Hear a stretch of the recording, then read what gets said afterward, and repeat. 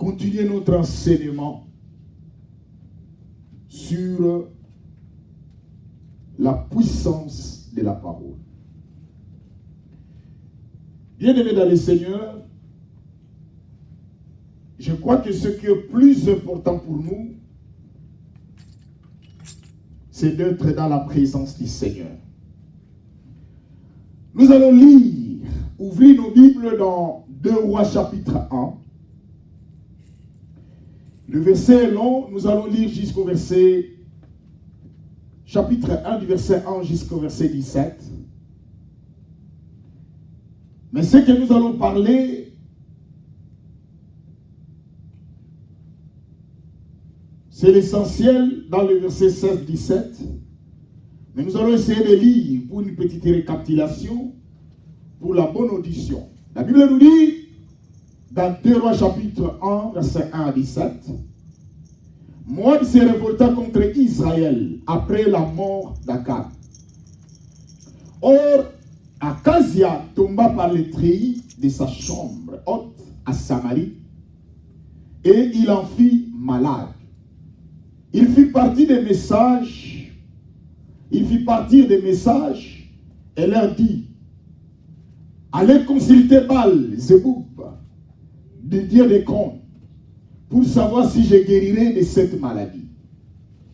Mais l'ange de l'Éternel dit à Élie, les Tishbites, lève-toi, monte à la rencontre des messagers du roi de Samarie et dis-leur, est-ce que parce qu'il n'y a point de Dieu en Israël que vous allez consulter Baal-Zéboub, dieu des crons?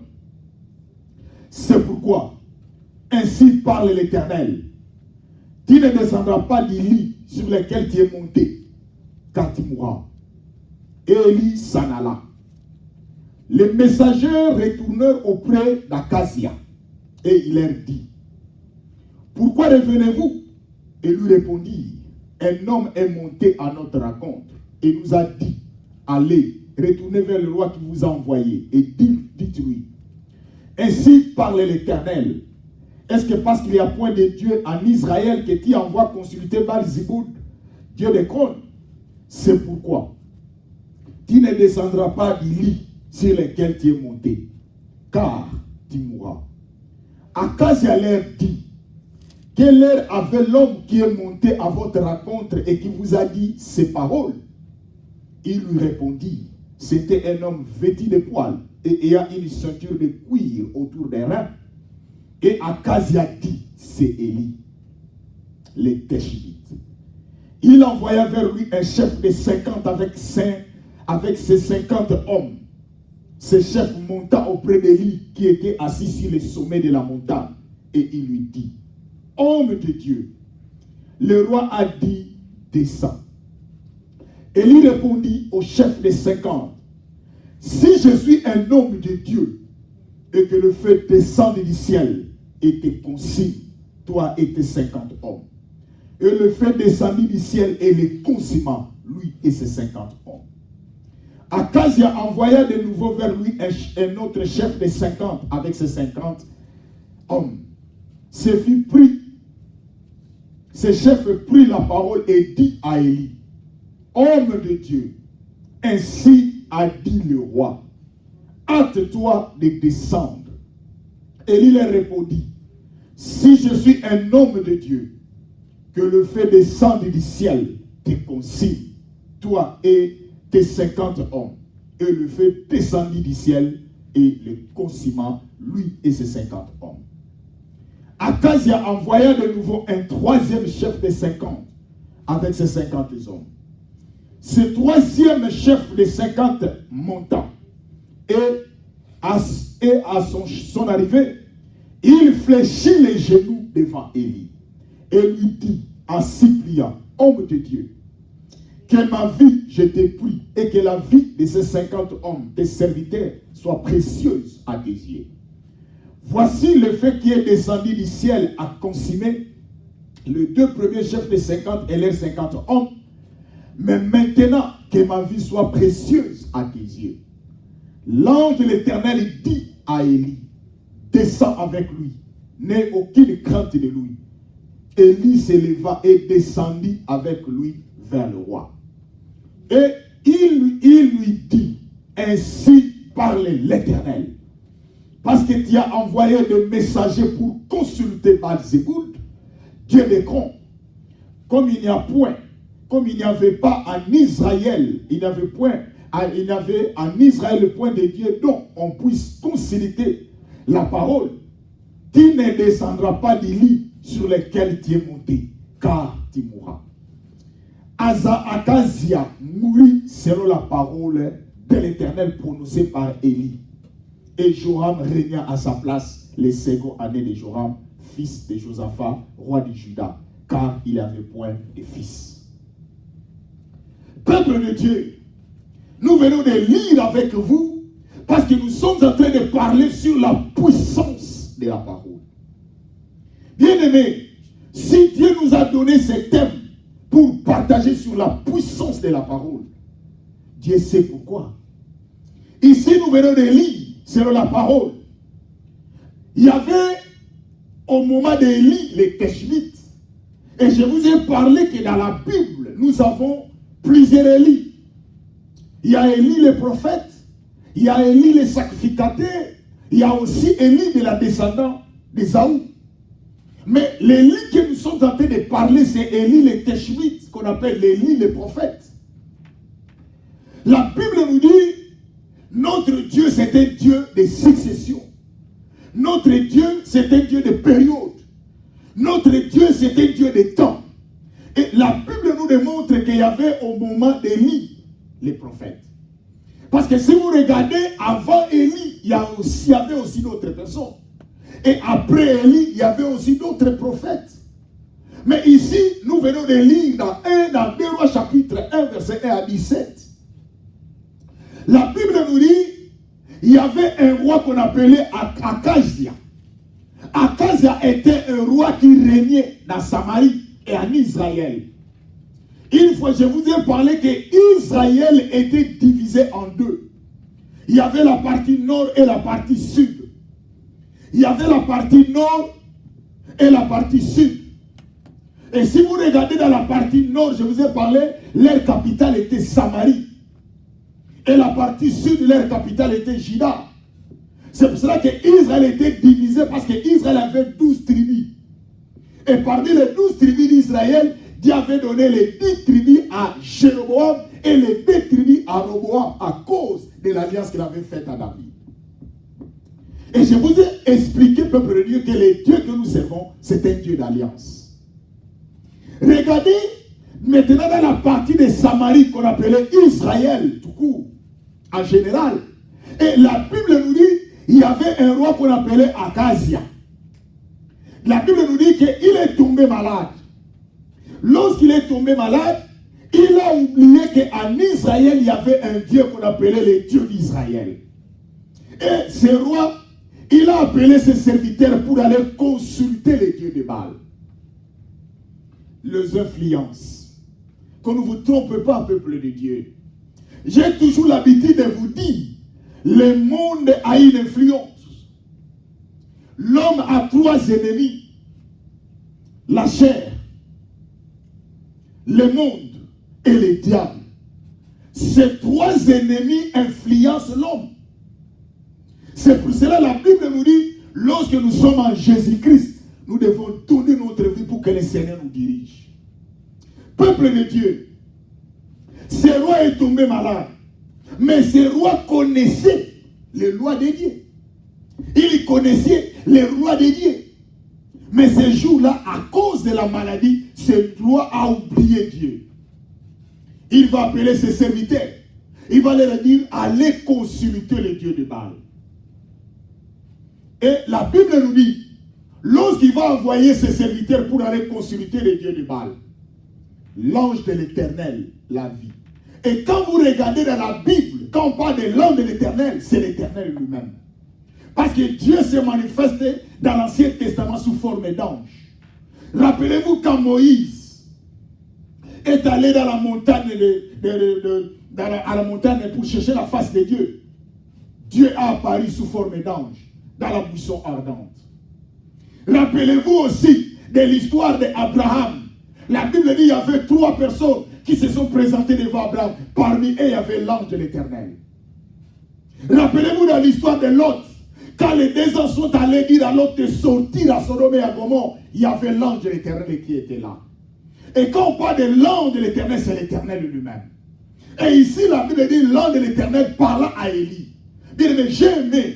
Vous savez, lorsque vous avez Dieu en vous, l'ange de l'Éternel est là.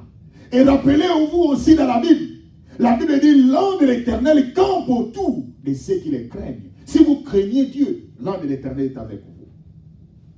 Et la Bible dit, ce roi va appeler des gens pour aller consulter Baal, au lieu d'aller consulter Dieu. Et quand ces gens sont allés consulter Baal, la Bible dit, en cours de route, quand ils faisaient route, l'Éternel a parlé à Élie sous forme d'ange. Il dit, regardez le roi, celui que moi j'ai élevé, celui que moi j'ai donné la souffle de vie. Il va aller consulter d'autres dieux. Oubliez qu'en Israël, il y a un Dieu qu'on devait consulter, c'est l'Éternel des armées. La Bible dit, Dieu a dit à Élie, allez faire la rencontre avec ces groupes-là, pour leur dire. Et là, les textes que nous venons de lire, lorsque Élie va arriver, il va dire à ces gens-là, est-ce qu'en Israël, il n'y avait pas un Dieu pour consulter? Pour que le roi vous envoie d'aller consulter les dieux de Baal. Bien aimé dans le Seigneur, il les a dit, dis à votre roi, il est au lit, il est malade, il ne descendra pas au lit, il va mourir. Et la Bible nous dit que ce serviteur va tourner pour aller voir le roi.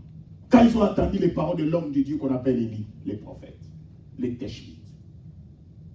Quand le roi va voir ces messagers, il dit, mais comment vous êtes retournés? Parce que le temps que je vous ai envoyé avec le temps que vous retournez là, ça ne correspond pas. C'est sûr et certain qu'il y a quelque chose qui vous est arrivé. Il dit, oui, effectivement.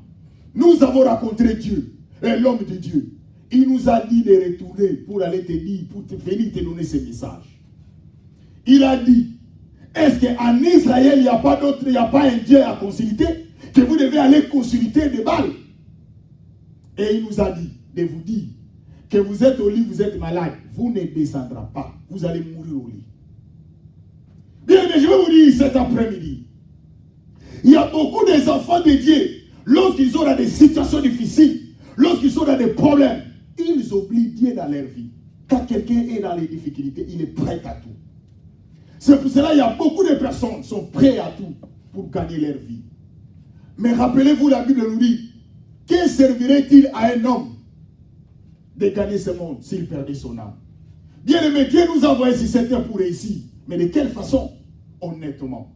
Il faut gagner dans l'honnêteté. Mais aujourd'hui, la plupart des gens sont prêts à tout. Ils gagnent malhonnêtement. Et la Bible nous dit, lorsqu'il a parlé ainsi, le roi était furieux. Il dit, qui est-il l'homme de Dieu pour m'empêcher d'aller consulter les dieux de Baal? Bien aimé, un homme de Dieu reste un homme de Dieu. Et rappelez-vous qu'Élie n'était pas n'importe quel homme de Dieu. C'était un homme toute sa vie. C'était la prière. Et preuve en est que quand il a même donné le message, il est rentré dans la montagne. Et si vous lisez dans la Bible, dans l'Ancien Testament, le Dieu était un Dieu de montagne. Et Moïse a rencontré Dieu où? Dans la montagne. Moïse va récupérer les 10 commandements où? Dans la montagne. Élie va aller où? Dans la montagne. Bien, mais si vous regardez dans la Bible, la montagne représentait la présence de Dieu. C'est pour cela qu'il y a même un langage que nous disons, il faut aller à la montagne de l'Éternel. Jésus-Christ dans le Nouveau Testament, quand il est allé avec les 3 disciples, où était Jésus? Il était dans la montagne. Et même quand Jésus est allé encore avec ses 11 disciples, où était Jésus? Dans la montagne. Quand je parle de 11, Judas Iscariote n'était plus là.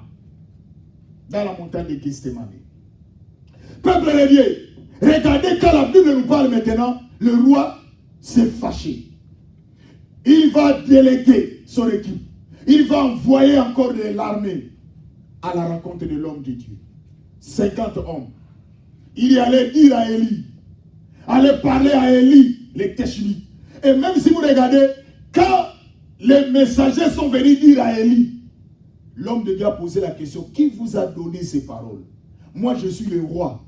Mais qui vous a donné des ordres que vous devez obéir?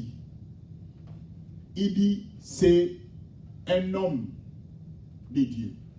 Il a dit, vous pouvez me décrire comment il ressemblait.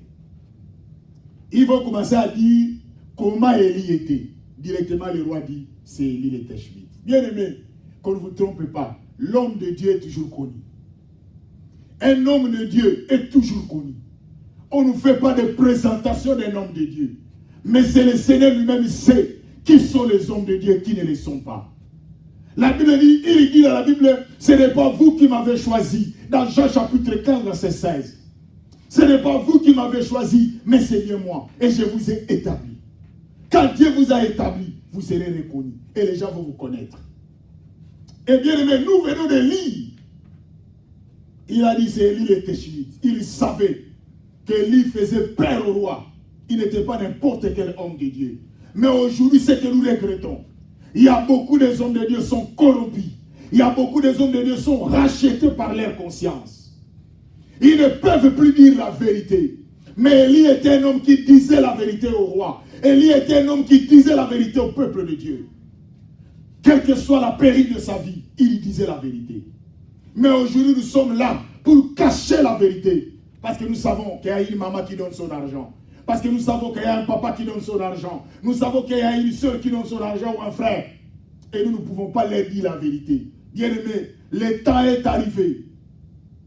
La vérité devait triompher. Dis la vérité aux gens.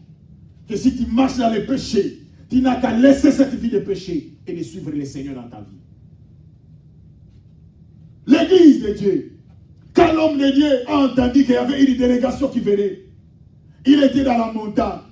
Ces gens-là ont dit à Élie, les Tishbite, il dit descends. Le roi nous a dit de descendre. Et si vous regardez dans les textes, la façon dont la troupe parlait à Élie, il manquait de respect à l'homme de Dieu. Il disait n'importe quoi. Il dit descends. Je suis en train de vous montrer la différence de ces trois groupes. Et quand le premier groupe va dire descends. Le roi nous a dit de descendre. Ils sont venus avec l'autorité royale. Mais ils ont oublié que celui qu'ils sont en train d'adresser, c'est un homme de Dieu. Celui que le roi consultait. C'est celui que le roi cherchait pour avoir des orientations afin de diriger un pays. Bien aimé, pensez-vous qu'aujourd'hui, les présidents, les rois peuvent consulter les hommes de Dieu? Auparavant, c'était ainsi. Les hommes de Dieu étaient consultés par les présidents, par les rois. Mais aujourd'hui, pourquoi? Parce que les hommes de Dieu ont perdu la vision de Dieu. Ils ont perdu la vision que Dieu leur a donnée. C'est de dire la vérité. Ils ont peur. Ils sont corrompus. Bien aimé, le temps est arrivé, c'est de dire la vérité au peuple de Dieu. Et qu'est-ce qui va se passer? Quand il a parlé, Élie a dit, vous, avec vos 50 hommes, que le feu descend du ciel et que vous effets vous concile. Et la Bible nous dit, selon la puissance de la parole, le feu descend du ciel, les consuma. Bien aimé, je suis en train de vous parler sur la puissance de la parole. Regardez, l'homme de Dieu, il y a des gens qui sont venus menacer l'homme de Dieu. Mais ce que j'ai aimé avec Élie, les Tishbite, il n'a pas demandé le feu lorsqu'il était fautif. Non. L'homme de Dieu, il était dans la bonne voie. Il savait qu'il est dans la justice. C'est Dieu qui lui avait envoyé de dire d'aller envoyer ses messages au roi. Et quand il a dit au roi la vérité, vous savez, il y a d'autres personnes qui n'aiment pas la vérité. Il y a d'autres personnes qui sont prêtes à vous maudire, sont prêtes à vous haïr à cause de la vérité. Bien aimé, je vais vous dire une chose. Moi, j'ai été haï par quelqu'un. J'avais ma soeur. Elle était deuxième bureau d'un homme. Un jour, je prêchais à ma soeur. Je lui ai dit que tu es une belle femme. Tu peux trouver aussi ton mari. Et quand je lui ai prêché la parole, parce que c'était ma grande soeur, je lui ai parlé de la vérité de Jésus. Et ma grande soeur est allée voir son mari. Il lui a dit, je ne peux plus continuer avec toi. Parce que tu as ta femme. Malgré nous avons mis au monde les enfants. Mais aujourd'hui, j'accepte d'arrêter. De stopper cette vie. Ce que je vous dis, c'est un témoignage vivant. C'est ma propre sœur. Je lui ai parlé de Jésus. Et ma propre sœur a cassé ses mariages. Et jusqu'aujourd'hui, son mari, il m'a classé parmi ses ennemis. Parce que la première des choses, les gens veulent savoir quand vous venez lui dire la vérité, qui vous a dit ça? Et il a dit, c'est mon petit frère qui m'a prêché Jésus, qui m'a parlé de la vérité. Et au moment où je vous parle, ma soeur est partie depuis longtemps en Angola. Je crois qu'aujourd'hui, ça fait 20 ans que je ne l'ai jamais vue. On a déjà appris qu'elle est déjà mariée là-bas, avec son propre mari. Peuple de Dieu, les gens ne veulent pas qu'on vous dise la vérité. Et cet homme m'a haï jusqu'aujourd'hui. Il ne peut pas me sentir parce que j'ai dit la vérité. Et ce qui est encore curieux, ce mari-là, il connaissait Jésus. Il servait Dieu dans l'église. Mais le temps est arrivé de dire la vérité aux gens. C'est la puissance de la parole. C'est pour cela que la Bible nous dit, vous connaîtrez la vérité et la vérité vous affranchira. Élie a parlé à ces gens-là. Les gens ont été consumés. Et la Bible dit, le roi a pris ces nouvelles. Il a encore envoyé les 50 autres personnes pour aller dire à Élie de descendre dans la montagne. Et la Bible nous dit, les deuxièmes est venu, le deuxième groupe. Ils ont dit à Élie, Élie descendez. Le roi nous a dit de descendre. Élie a dit, si je suis un homme de Dieu. Ce que j'ai aimé avec Élie, peuple de Dieu. Élie a fait des déclarations en tant qu'homme de Dieu. Bien aimé, quand on est homme de Dieu, ce n'est pas par la bouche. Quand on est homme de Dieu, ce n'est pas par des verbes. Mais on est homme de Dieu par la sanctification. On est homme de Dieu par être irréprochable de ce que vous faites. Chaque fois, ici à l'église, je vous parle chaque jour. Je ne me reproche de rien. Chaque jour, je vous parle. Je prêche Jésus avec une conscience tranquille. Et je vous parlerai de la vérité de Jésus. Que vous soyez d'accord ou vous ne soyez pas d'accord avec moi, je n'ai pas un problème. Moi, mon problème, c'est de dire la vérité. Et le deuxième groupe est venu. Le roi a envoyé encore une autre 50. Il a dit au roi, il a dit à Élie, Élie, le roi nous a dit de descendre. Bien aimé, c'est que j'ai été tiqué dans cet enseignement. Pourquoi le roi ne veut pas reconnaître ses fautes? Pourquoi le roi ne veut pas reconnaître qu'il est fautif? Mais il a fait périr un groupe de gens à cause de l'orgueil. Bien aimé, la Bible nous dit, Dieu résiste aux orgueils, mais il fait grâce aux humbles. Et l'orgueil précède la ruine et la chute. Si dans votre vie, vous ne voulez pas reconnaître votre mal, voilà comment il a induit tout un peuple en erreur. Élie a parlé la vérité. Élie a dit, parce qu'il y a un Dieu à consulter, c'est le Dieu de l'Éternel. C'est l'Éternel Yahweh, vous devez consulter. Au lieu que le roi reconnaisse que je suis fautif, je suis allé consulter d'autres dieux, il faut qu'il retourne vers l'Éternel. Non, le roi veut donner la meilleure position. Il veut montrer aux gens que c'est lui qui est dans la bonne voie, c'est lui qui est fautif. Il dit, je vais prouver lui. Quand il a envoyé le deuxième groupe, quand le deuxième groupe lui a dit de descendre, Élie a dit, si je suis un homme de Dieu, il a encore repris la même parole, que le feu descende du ciel et que ce feu vous consume. Et la Bible nous dit, la puissance de la parole, le fait le consume. Bien-aimé, je suis en train de vous montrer pourquoi Élie parle de quelque chose et cela se réalise. Pourquoi Élie déclare, cela se concrétise. C'est l'alliance qu'Élie avait avec son Dieu. Bien-aimé, je suis en train de vous prêcher que vous devez marcher dans la sanctification. Vous devez marcher dans la droiture. Vous devez marcher dans l'intégrité. Parce que la Bible nous dit, l'ange de l'Éternel campe autour de ceux qui les craignent. Il les arrache du danger. Et quand Élie a fait ces déclarations, le feu descendit et le deuxième groupe a été consumé. Regardez, peuple de Dieu. Le roi s'est entêté encore. Il a préparé encore un autre 50. Déjà 100 personnes sont mortes à cause d'une seule personne. Ma soeur, mon frère, si tu ne veux pas reconnaître, maman, ta faute, tu peux faire mourir ta famille. Tu peux faire mourir tes enfants. Tu peux faire mourir beaucoup de personnes qui sont autour de toi. Parce que tu ne veux pas reconnaître que tu es fautif. C'est comme quelqu'un qui est malade. C'est comme quelqu'un qui vient d'être atteint de sida. Il ne veut pas reconnaître qu'il est sidaïen ou qu'il est sidatique. Il ne veut pas reconnaître sa position. Il veut montrer aux gens qu'il est en bonne santé.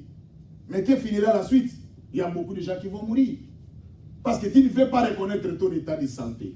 Et c'est comme ça aussi ce roi faisait. Il ne veut pas reconnaître qu'il est fautif. On lui dit, oh l'homme de Dieu, que Dieu me pardonne.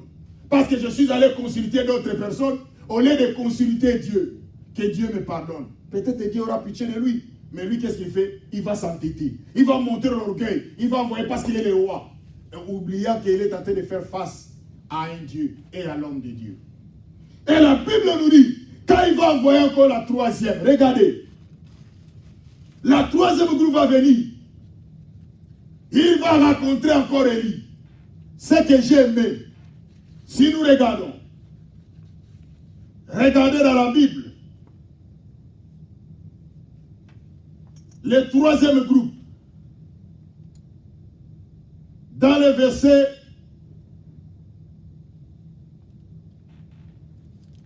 13, Akazia envoya de nouveau un troisième groupe, un troisième chef de 50 avec ses 50 hommes. Ce troisième chef de 50 monta. Bien, mais si vous regardez, vous allez voir que les deux groupes ne montent pas à la montagne. Les deux précédents groupes ne montent pas à la montagne. Mais le troisième personne ou le troisième groupe va monter là où était mon Élie. Lorsqu'il monta, la Bible dit, Akazia envoya de nouveau un troisième chef de 50 avec 50 hommes. Ce troisième chef de 50 monta. Et à son arrivée, il fléchit les genoux devant Élie. Bien-aimé, est-ce que vous regardez la puissance? Comment la puissance et la puissance est en train de se communiquer. Le premier groupe est venu avec l'orgueil du roi, sont morts. Le deuxième groupe est venu avec l'orgueil du roi, sont encore morts. Mais le troisième groupe a compris que non, nous devons changer de stratégie pour aller vers la personne qui a la puissance de la parole. Bien-aimé, je suis en train de vous parler que le Dieu que nous servons a une puissance. Mais si nous aussi, nous avons les stratégies, nous avons la stratégie et la sagesse, nous pouvons faire adoucir la puissance de Dieu pour que cette puissance devienne la nôtre. Regardez cet homme, il va monter là où était Élie. Mais les autres ne sont pas montés. Ils sont restés en bas avec l'orgueil du roi. Hé, descendez. Toi là, descendez. Et Élie va faire une déclaration en disant, si je ne suis pas un homme de Dieu, si je ne suis pas un homme de Dieu, quand Élie parlait de ça, il savait son alliance avec Dieu. Et j'ai toujours l'habitude de dire aux enfants de Dieu, faisons attention. Vous ne connaissez pas les alliances que les hommes de Dieu ont. D'autres n'ont pas cette alliance. D'autres parlent qu'ils sont des hommes de Dieu par la bouche. Mais il y a d'autres qui parlent au fond de leur cœur parce qu'ils savent leur alliance avec Dieu. Regardez, nous continuons le texte. À son arrivée, il fléchit les genoux devant Élie et lui dit en suppliant. Si vous regardez les deux premiers n'ont jamais supplié Élie. Ils sont venus avec l'orgueil du roi, pensant que l'autorité du roi était au-dessus de l'autorité de l'homme de Dieu. Si vous regardez les deux groupes, entre Élie et les 50, tous sont des envoyés. Les autres sont les envoyés du roi. Mais Élie était l'envoyé de Dieu. Mais ce qui est curieux, la différence de celui qui est envoyé de Dieu.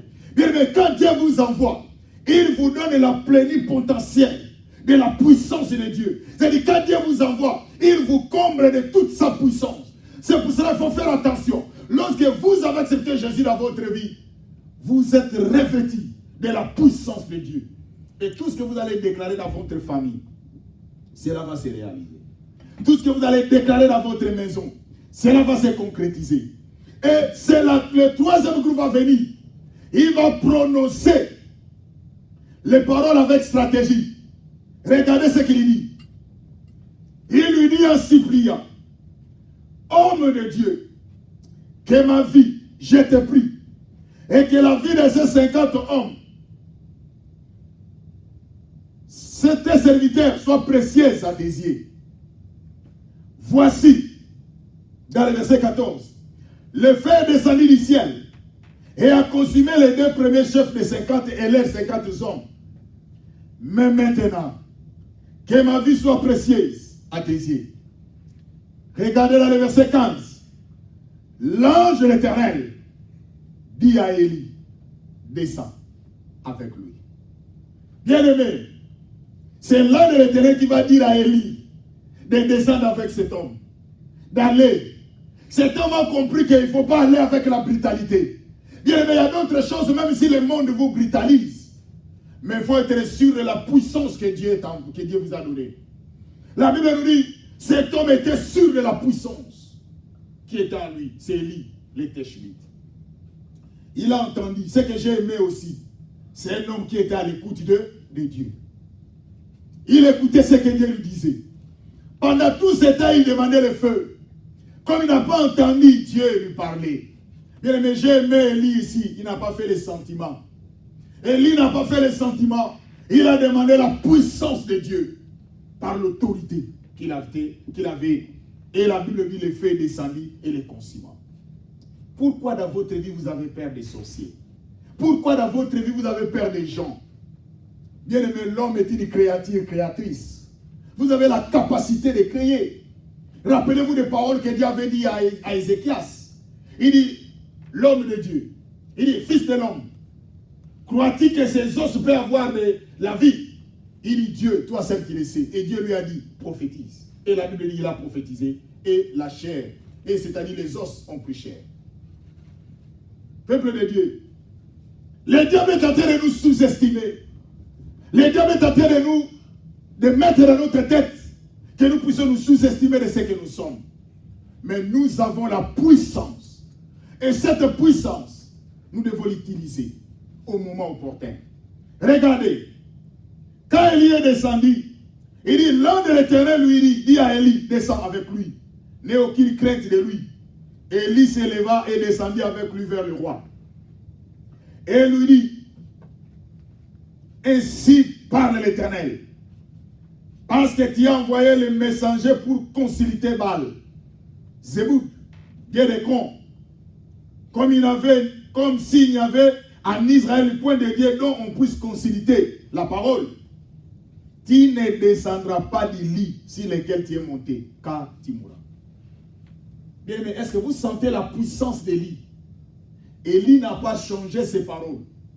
Vous allez voir que quand les hommes sont venus vers Élie, les discours qu'Élie avait, quand il a parlé au serviteur pour aller dire au roi, c'est le même discours. Il parle directement, physiquement au roi.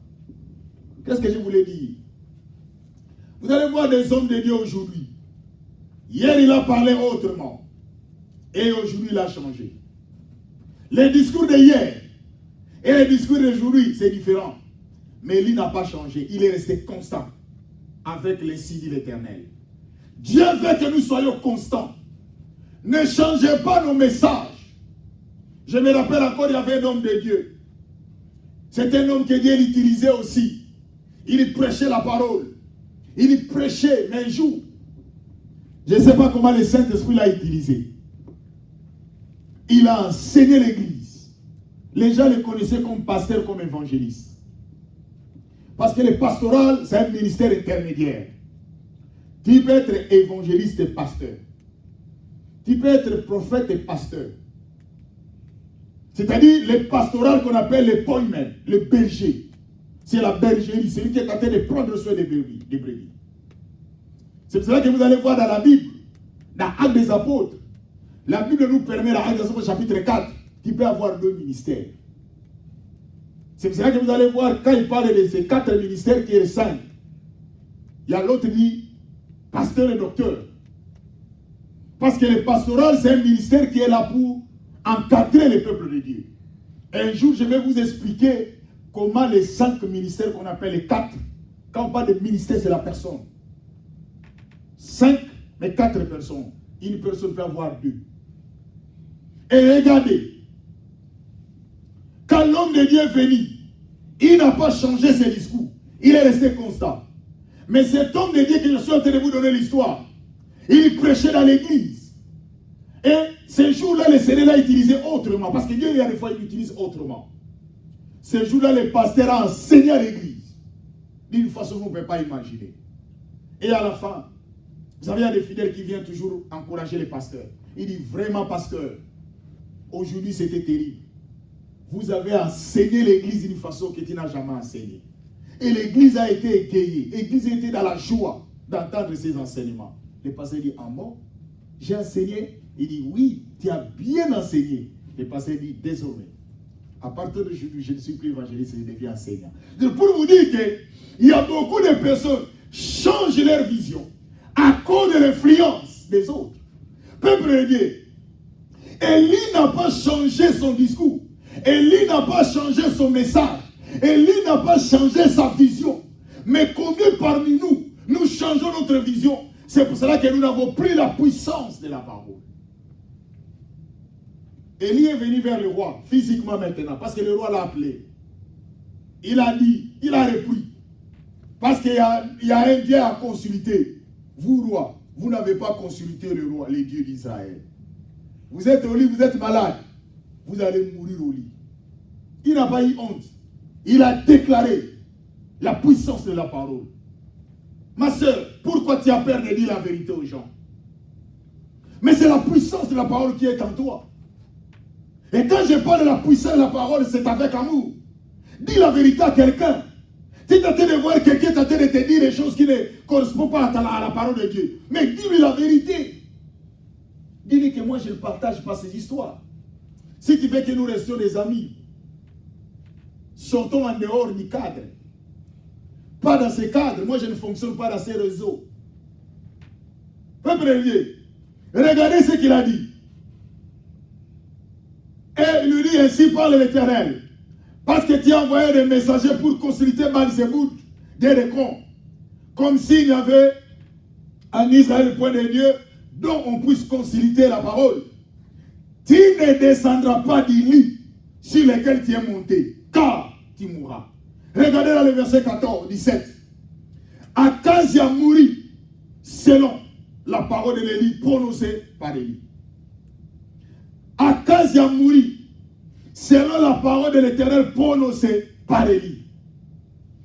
Bien-aimé, pour vous dire que ce que l'homme de Dieu parle, c'est la puissance de la parole. Il n'a pas changé son message.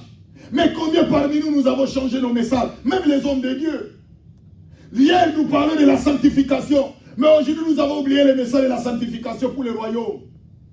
Combien dans nos prédications, nous disons aux gens de prêcher le royaume des cieux? D'entrer au ciel. Tout le monde veut le matériel. Tout le monde veut réussir. Même un enfant de 8 ans, il a besoin de mariage. Pourquoi? Parce que l'évangile est dérouté. Même un enfant de 10 ans, il veut devenir riche. Même celui qui ne travaille pas, il veut devenir riche. Mais ça, c'était une contradiction de la parole de Dieu. La Bible dit, celui qui ne travaille pas ne mange pas non plus. Mais combien parmi nous, nous sommes sortis du contexte de l'évangile pour dire aux gens la vérité, la puissance de la parole.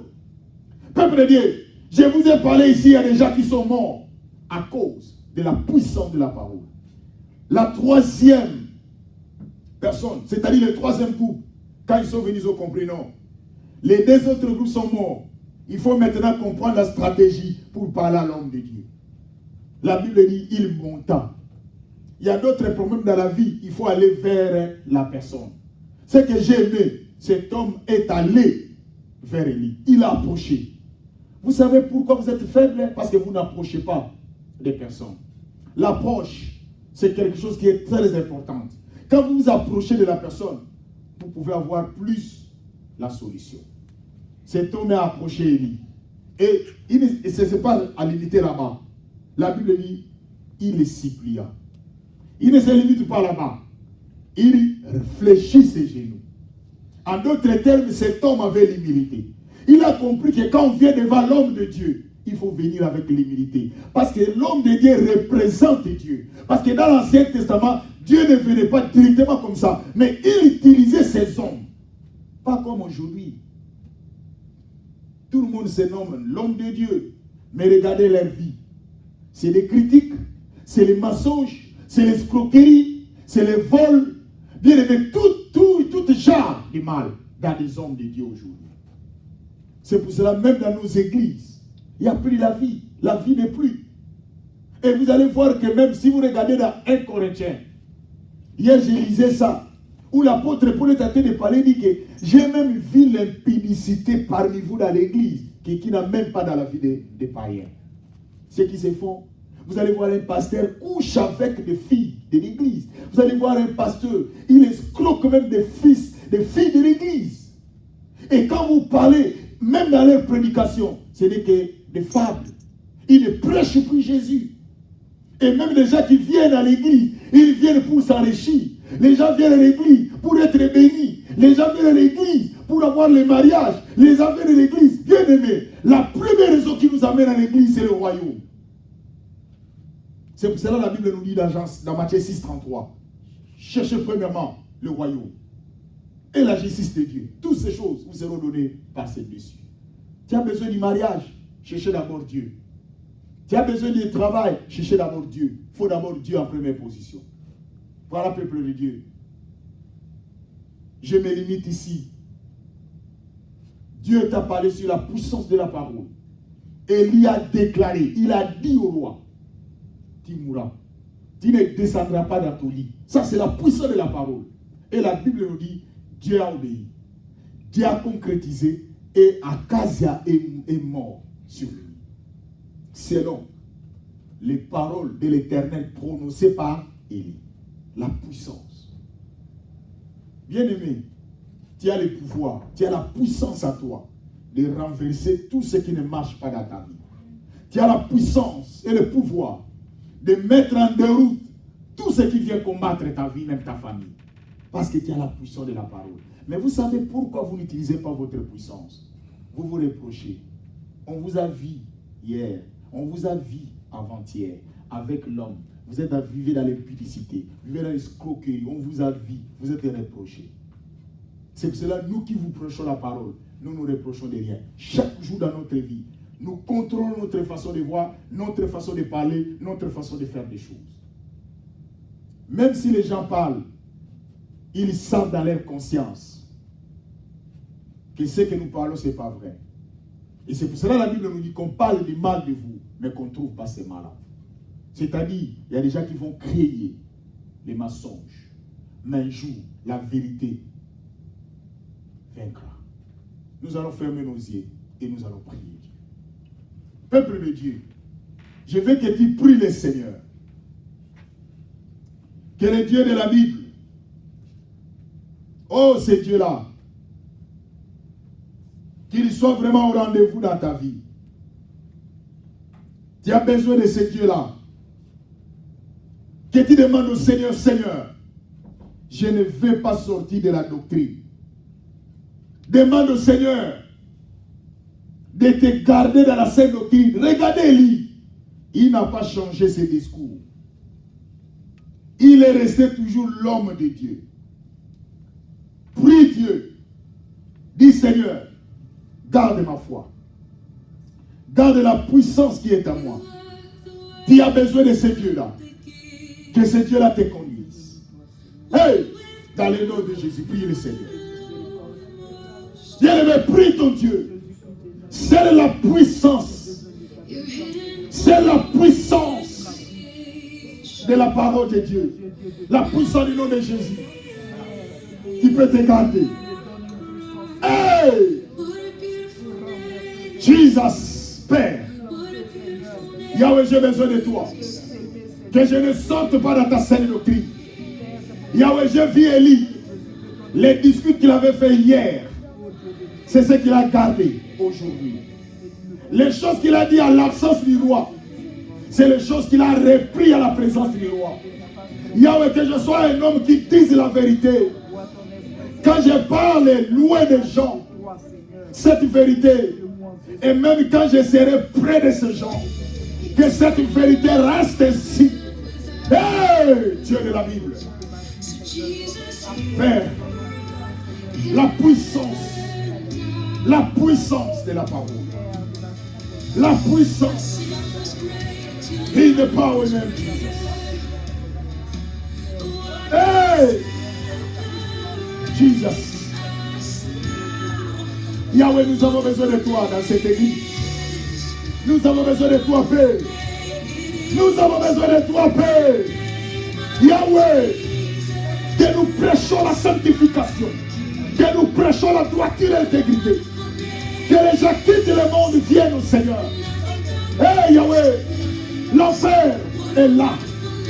Que les gens quittent l'enfer, qu'ils viennent au royaume. In the name of Jesus. Yahweh, aide-nous Yahweh. Que notre conscience ne soit pas corrompue. Yahweh, que nous restions dans la sainte doctrine. Jesus. Oh Père. Oh Jesus. Nous avons besoin de toi. Dans le nom de Jésus. Nous t'avons ainsi prié. Merci Seigneur Jésus-Christ. Merci Seigneur Jésus. Amen. Amen. Nous acclamons très fort pour notre Seigneur.